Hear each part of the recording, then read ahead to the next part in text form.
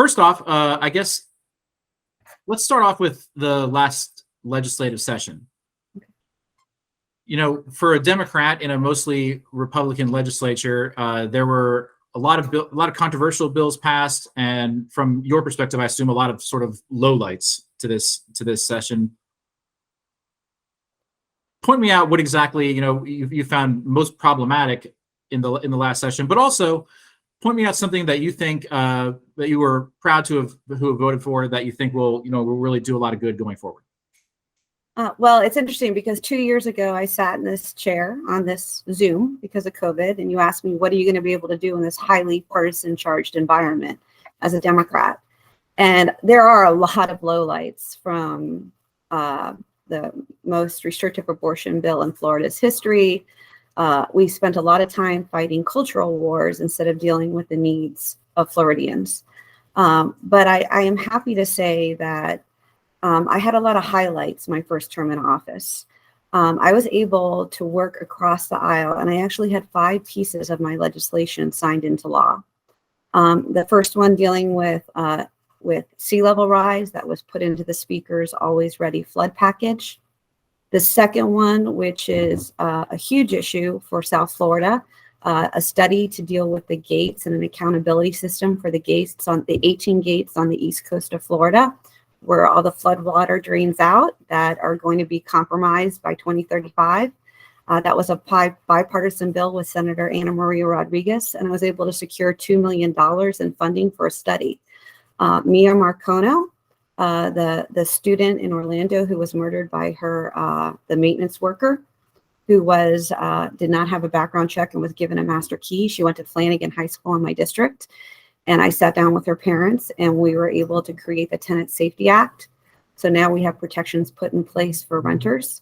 I passed Serena's law with Republican Representative Jenna Persons-Mullica to close a loophole so we can identify sexual predators.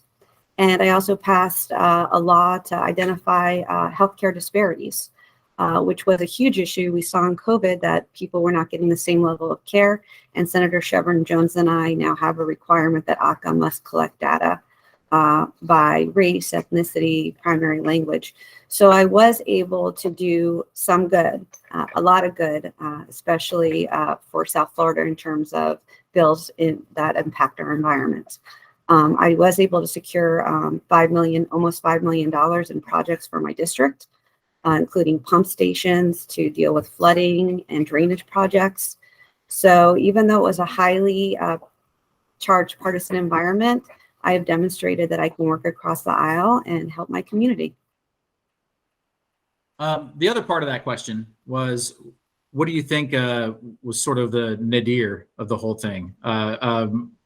Is there a part here that if you could wave a magic wand and there's a Democratic majority in the House and the Senate, is there one particular law that you would repeal? The most restrictive abortion ban in state's history. There's so many I would repeal, from education bills to the safe voting that we passed, which just creates hurdles. I could go on and on. But for me personally, as a woman who faced an abnormal pregnancy, a pregnancy that was much wanted, that I went through infertility treatment to get, the mother of 2 daughters who have to live in the state, to know that we're restricting access to reproductive health care, to know that if you are a rape victim, a human trafficking victim, or a victim of incest, that you're going to there's no exception made for you, that you don't have access to abortion, it scares the hell out of me. And as someone who's been through this, and it's so raw and personal to me, that I can't believe we're going backwards. I just cannot believe we're going backwards. So to me, that's everything. Like, if I could change one thing, that's the one I would pick. Okay. Moving forward, what do you hope to accomplish in the next session should you be reelected? There are a couple of things I want to do. One, people in District 103, they can't afford to live here. We have issues. My daughter is a first-year teacher. She lives at home, and a lot of her peers live at home or with 2 or 3 roommates because they can't afford rent.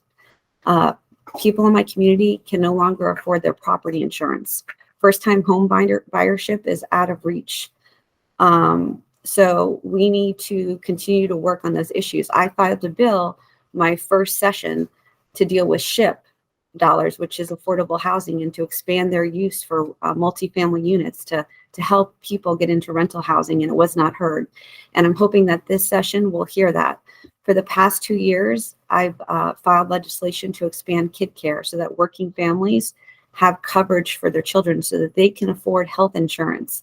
I'm very excited to say that last year, Senator Perry, a Republican on the other side, was my sponsor in the Senate, and we're going to run that bill again so that families don't have to make difficult decisions and can afford to get their children the health care they need.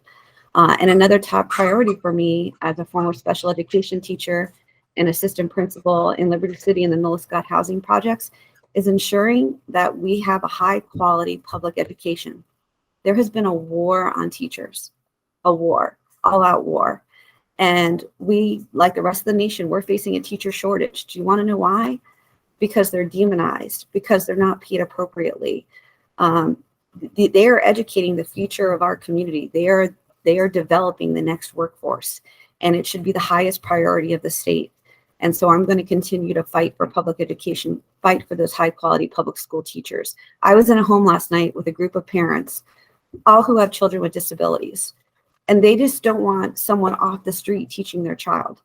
They want someone who has a degree, someone who knows about applied behavior analysis, someone who knows about dyslexia and how to ensure that their child uses strategies to read. So those are some of the top priorities that I'm going to be working on. And again, continue in my efforts to build more resilient communities here in Florida.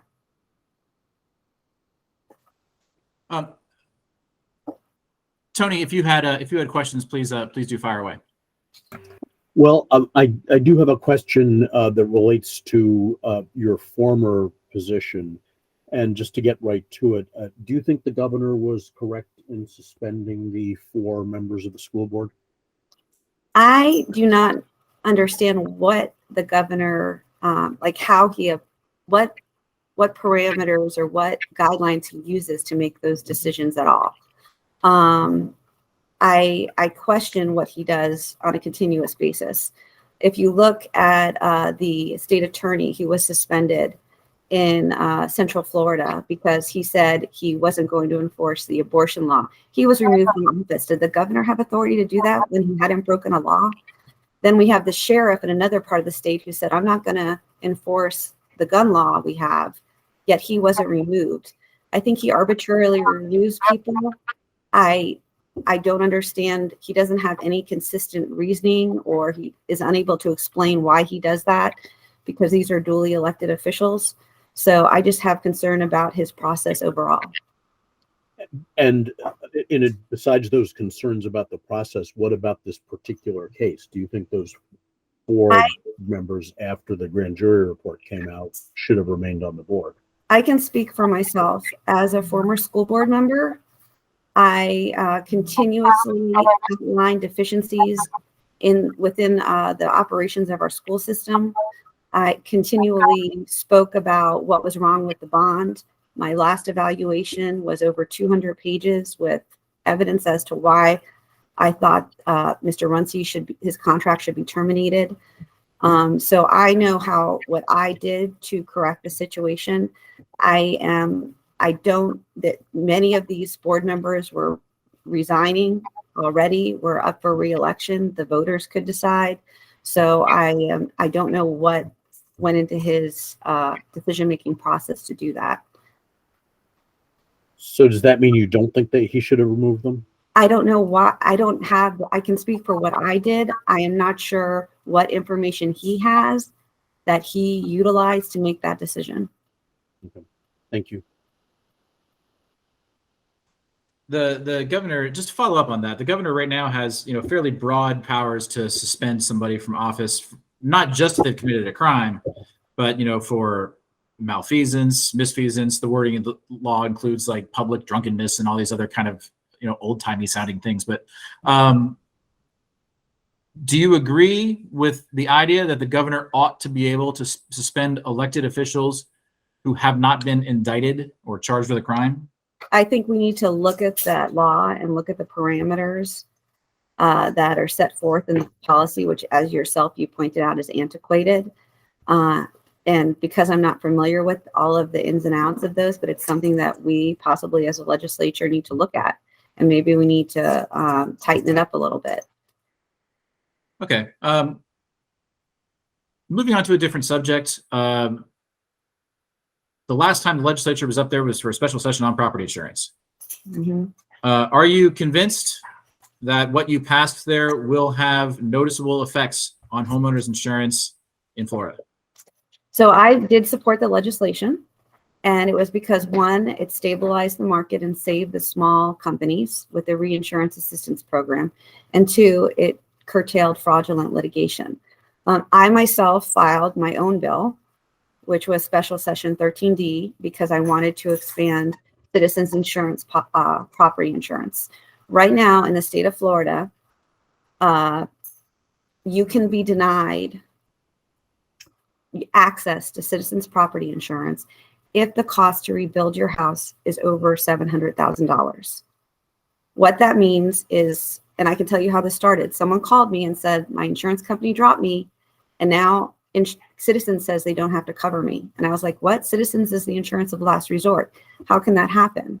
Well, it's because they have a threshold that if the replacement cost, not how much your home costs, how much they believe construction costs will be to rebuild your home is over $700,000, they can deny your coverage. What's interesting is there are two markets in the state of Florida, Monroe County and Miami-Dade County, where their threshold is $1 million. So I immediately wrote a letter to the Office of Insurance Regulation, filed the bill, and the bill was not heard. I filed amendments on the floor, but what it did is it raised attention to the issue because I need to protect the residents in District 103. So the Office of Insurance Regulation began the study to see if our market was similar to Miami-Dade's, which Broward and Miami-Dade are the same, and we were waiting for those results. However, since all of that, we now have Hurricane Ian. Now, we were told back when we passed that legislation that it would take 18 months to 2 years for the consumer to see any real results. And so we're only a couple months in now, and we have Hurricane Ian. So all bets are off right now. I'm hoping that the Office of Insurance Regulation did their job, made sure the companies that are insuring people are strong, are able to cover the costs that we're going to see. I'm concerned about who's going to be left standing, who's going to still want to insure the state of Florida. We're going to have to look at Citizens again and possibly revamp Citizens totally, and maybe even think out of the box and look to a federal windstorm catastrophic policy, because I don't see how we continue on this path when we have these catastrophic storms. People aren't going to want to insure us. Yeah, this is something I've asked to in a couple of other particular state house interviews as well. Do you think, given that we were in a property insurance crisis before Hurricane Ian even showed up, do you think now that there are parts of Florida, particularly the entire coast of Florida, and likely around Lake Okeechobee and several other places as well, are there large areas of Florida that are essentially cannot be insured in a free market scheme? I would say that even in our free market scheme before Hurricane Ian, you saw private companies dropping areas that had the most risk. There was no regulation in place that said that you had to balance the more riskier properties with the safer properties. So you had companies out there that were already saying, we're not going to insure on the coast. So that's something that we need to look to. And again, the insurance of last resort for everyone is Citizens. This is going to have to be our top priority after the storm. You cannot get a mortgage if you don't have, or if you have a mortgage, you can't keep your mortgage if you don't have homeowners insurance. We have to find a way to make this affordable and make sure everyone has access to insurance so that we can continue to live here in Florida, because people aren't going to be able to live here. How? How do we make this affordable? You're going to have to rethink. That's what I said before. You're going to have to rethink citizens insurance because the state is going to have, depending on who's left standing and who still wants to insure Florida, we may have to take it over. And we may need to look to what we do with flood insurance in the nation and have that large catastrophic fund for windstorm. So I'm looking forward to going back in session. I have a lot of positive relationships with people on both sides, protecting the consumer and protecting the insurers. That's how I work to create my language for that citizens property insurance bill. But it has to be a priority. If it was, it's going to be very complicated. We're going to have to balance, again, the needs of the insurer and the needs of the consumer. But bottom line, no one is going to live in Florida if we don't figure out a way to insure their homes. So I'm looking forward to next session, sitting down and really working on this. And I think we look to the model that exists with flood insurance. So something like a national cat fund is really the answer to this. It's going to have to be, and we're going to have to look at how we run citizens, because depending the small players that were left, the insurance companies that were left that haven't gone belly up yet, are they going to continue to write policies? And then are they just going to continue to write policies for the safer areas and not people on the coast, like you said, and not people in Lake Okeechobee? So that's something that we're definitely going to have to look at and maybe build requirements in regarding that if they choose to stay here and insure us. It's a free market. If it had just been the horrible homeowners insurance crisis that we were already in before the hurricane, I don't think there necessarily would have been an appetite to do this, right? Because there would have been a special session already on this. Oh, we addressed this already. Do you think Hurricane Ian, for all the awful about it, is it going to provide some sort of impetus to actually do more on what you said is a complicated subject? I don't think we have a choice. I don't think we had a choice before Hurricane Ian. Look, 1 million people have migrated over to Citizens, to the state insurance policy. We were going to have to go back and revamp Citizens. I was going to go back and file my bill again to make sure that people in my district have access to Citizens insurance. So we were going to have to do it anyway.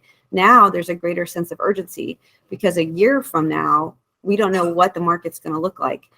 It should be noted that all the insurers, they all have their reinsurance policies. Sorry, that's the pug. All the insurers, they all have their reinsurance policies already. So we also have to hold the Office of Insurance Regulation accountable to make sure that these companies stay solvent. Like he has said, they can insure Floridians.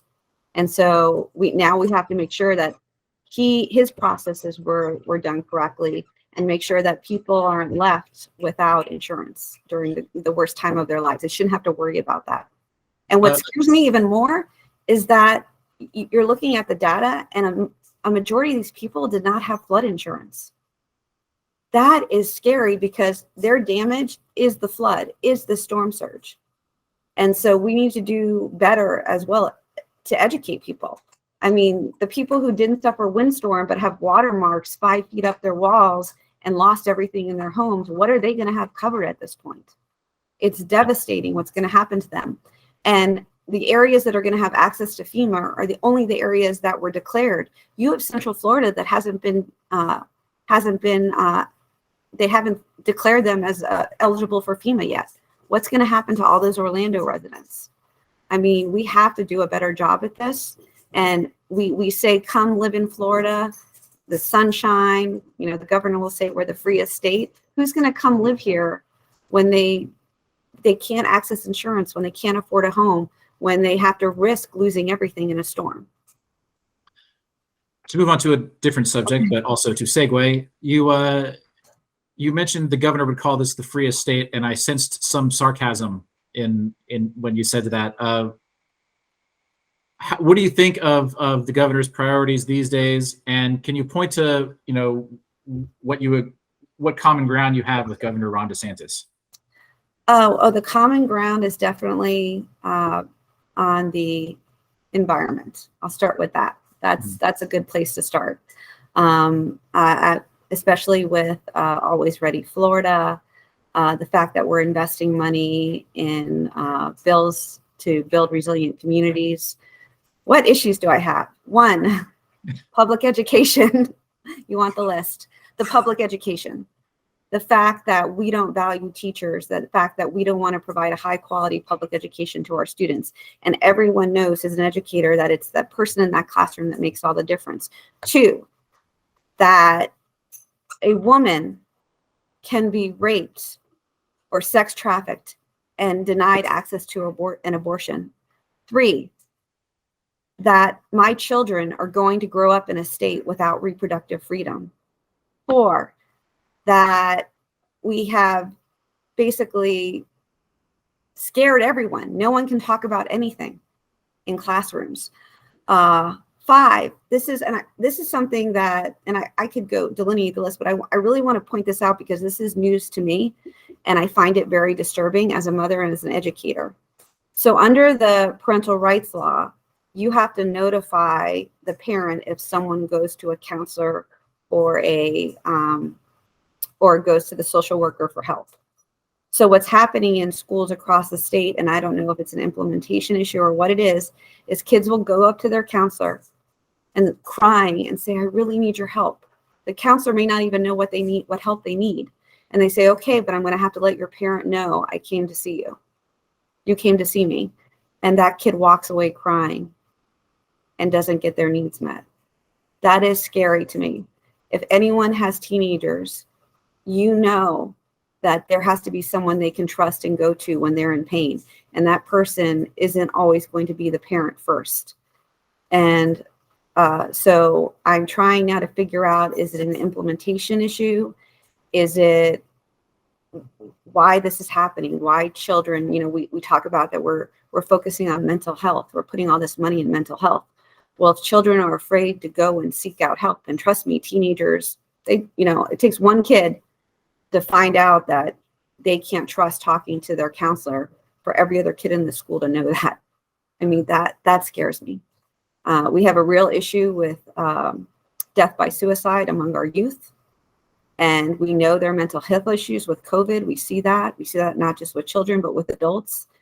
And so I think there are a lot of unintended consequences with the laws we passed, and they're just going to start coming to light. And I hope that the majority in the legislature will recognize that these issues need to be fixed, because we need to make sure that we're helping children.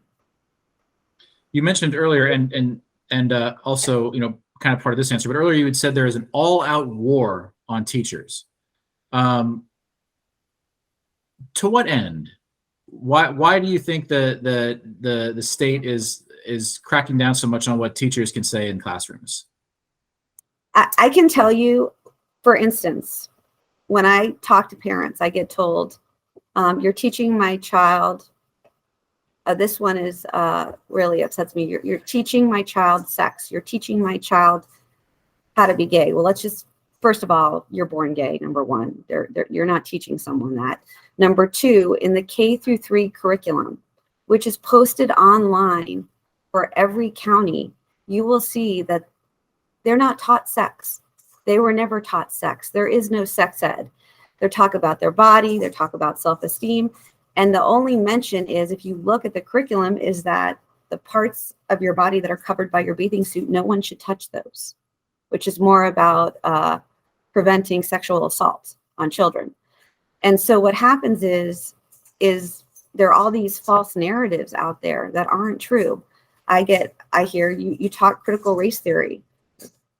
Critical race theory is a university level course. Where, cite to me what elementary school is teaching critical race theory. So they create that, like, there's this boogeyman of all this stuff going on, when really there are teachers out there who are just trying to ensure that kids learn to read, kids learn math, children learn civics education, children have positive self-esteem. And when I hear that, just anyone can be a teacher, it scares me. If you had cancer and you went to a doctor, how would you feel about going to someone who said, well, I'm not a doctor, but I'm just standing in for one because there's a shortage of doctors? Would you trust your life with that person? You wouldn't. But because it's a teacher and because there's a shortage, we're just going to open the doors. And really, teachers are highly trained professionals. And if you focused on funding their salaries. It's a workforce that's primarily women. If you focused on ensuring that they were, we did a lot, as a matter of fact. We passed a bill last session that said every teacher had to be highly qualified and reading endorsed. So we put all these parameters on how we want highly qualified teachers, but we're not going to pay them. What we need to do is respect them for the professionals they are, make it a desirable career so that people will flood those colleges of education, and that we have a pool of teachers to choose from so we have the best and brightest with our students. And that's what I want to see happen. Look, you're a parent. Think about all you do for your child each and every day. You jump through hoops to make sure your child gets the best. We buy them the best clothes, we get them the best therapies, we make sure they have braces if their teeth are a little crooked. We do everything for them. Well, the best thing you can do for your child as a parent is ensure they have the best educational experience, so that they're equipped with the skills to move on to the workforce or to move on to higher education. And it's the great equalizer in our country. And it just upsets me that everything is still about high stakes testing, and that we're not focusing on what we really need to do, and that's to meet the needs of the children. And I'm sorry, but as a former teacher, I'm very passionate about this. I'm kind of more interested in what you think is behind all of that, though. Like, you mentioned you have people come up to you and saying you're teaching children how to be gay, you're teaching children, critical race theory.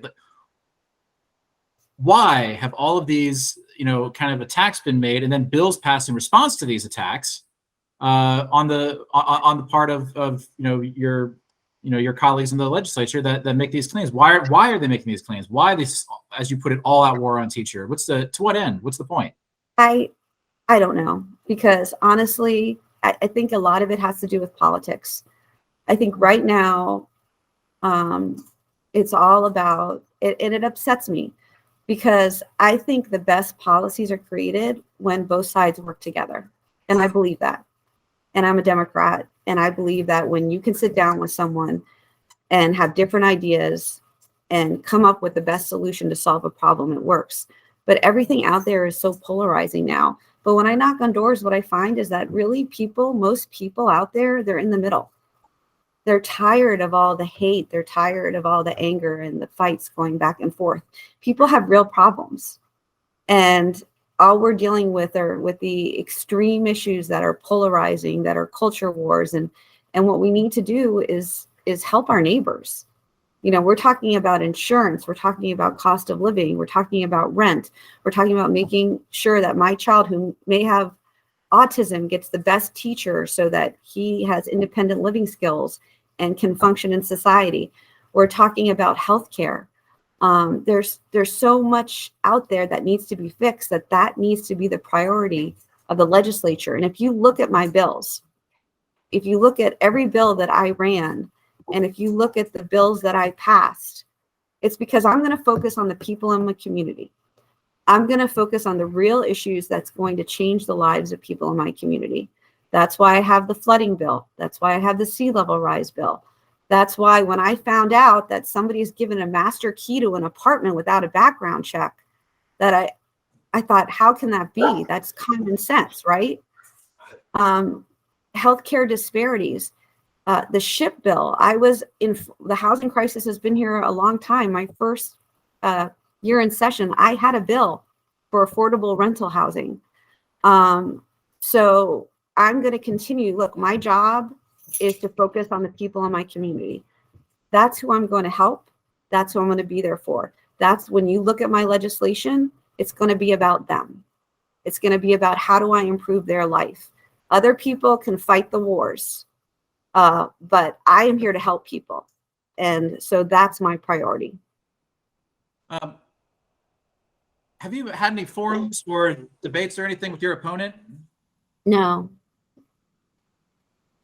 Well, No. look, I want to go ahead and wrap this up. And thank you for your time. But if you could just spend a minute just explaining to voters and to our readers why you believe that, cognizant that you haven't actually met and talked with your opponent, but why you believe that you are the best candidate to be elected to this office. I feel I'm the best candidate because I have a proven track record. I have been serving this community my whole life, from being a teacher of students with severe emotional disabilities an assistant principal in Liberty City and the Milliscott housing projects, as one of the first female city commissioners elected to the city of Weston, and as a 16-year school board member. I have taken all of these experiences and used them to help you and help you and your families. I have shown that I can work across the aisle, look at the legislation I've passed. Not only that, it's not just about passing bills, it's about being there when your community needs you.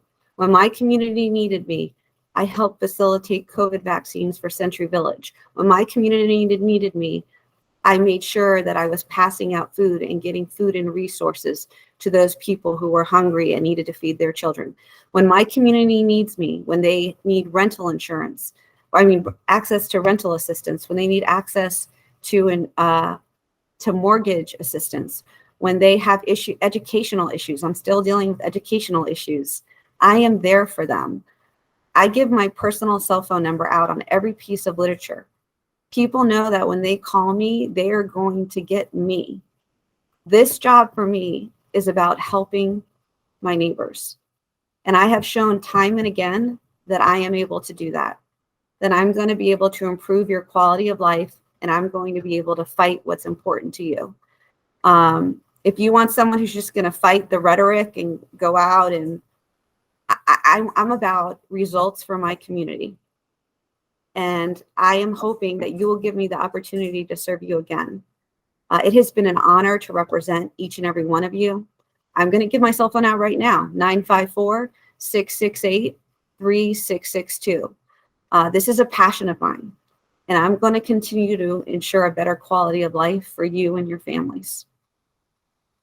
All right. Well, thank you very much. We'll leave it with that. And I appreciate your time. Thank you.